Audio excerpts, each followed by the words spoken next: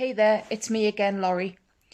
Today I'm going to go back to absolute Billy basics and do a video addressing the concept of trans, what it is, how I discovered I was trans, stats and statistics around trans people in the media, everything like that. Please note, I'm no qualified expert in this field or in any kind of sexuality or gender research. I'm just using research I found myself on the internet and my own lived experiences as a trans person to raise awareness and educate others. I know a lot of people who might watch this will already know about the basic terms to do with gender and being trans. However, not everyone will, so this is a video for all of those who might not know what things actually are or how it works, which is okay. I didn't even know the word transgender and what it actually meant and how it related to a person and their lived experiences until I was nearly 17, and that was only when in myself I realised that I was trans. It's important, no matter what your age, to have an understanding of relationships, sexuality, and gender diversity, because a lack of education can cause prejudice, and prejudice can cause hate, which we don't want anywhere near here, do we really?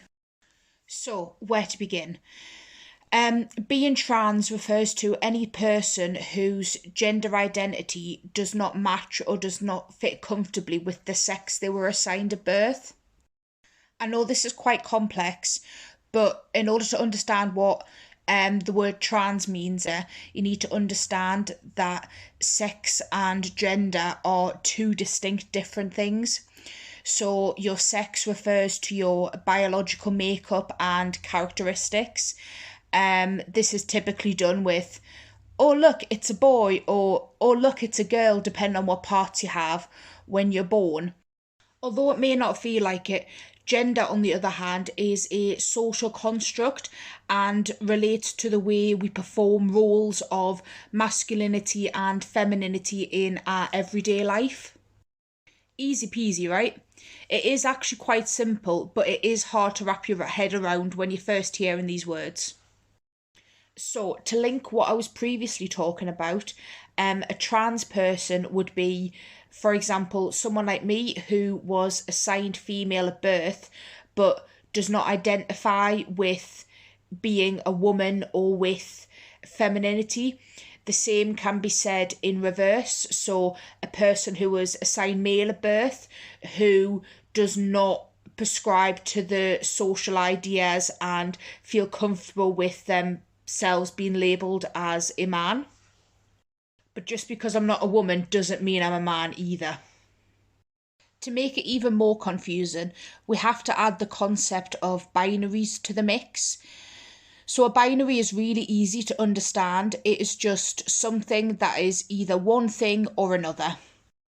This is how most people in society view gender, on a binary. You are either a man or a woman with no room in between. This isn't actually true though. Gender exists on a spectrum from masculinity to femininity, and a person can identify at any point on that spectrum or even beyond the spectrum of gender. If we're looking at the word trans in relation to the binary, we also have to look at the word cis.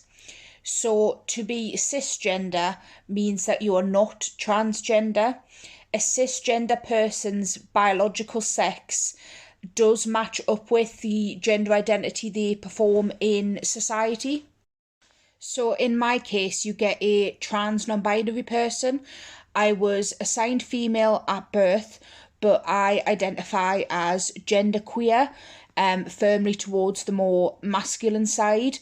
Throughout my whole life, I've never really identified with femininity, but at the same time, I've not necessarily fully defined with masculinity.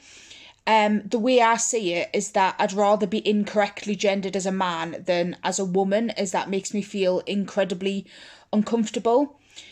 Being totally honest, a lot of the parts of gender just didn't make sense to me, especially when growing up. Like when I was a kid, I was involved in the scouting movement, still am. And when it was time for me to transition to Cubs in 2003, my mum had an awful fight trying to find a group that would accept me as a girl, even an incredibly masculine refusing to be called a girl. I just didn't understand. I didn't get why it had to be separated. Girls go to brownies, boys go to scouts, when all I wanted to do was take part in the scouting programme. To me, gender didn't come into it. As an 8-year-old, as much as I thought of it was just, I'd been to a couple of sessions of brownies and that was really boring. Whereas I started Cubs and we made a rope swing over a river, and I was like, yes, that is it. That's something I want to get involved in. But enough of a tangent there. Did you know there's never actually been an official count of people who identify as trans in the UK? The government doesn't actually know how many trans people there are. They just have a rough estimate of between 250,000 to 500,000, which is a pretty wide estimate if you ask me.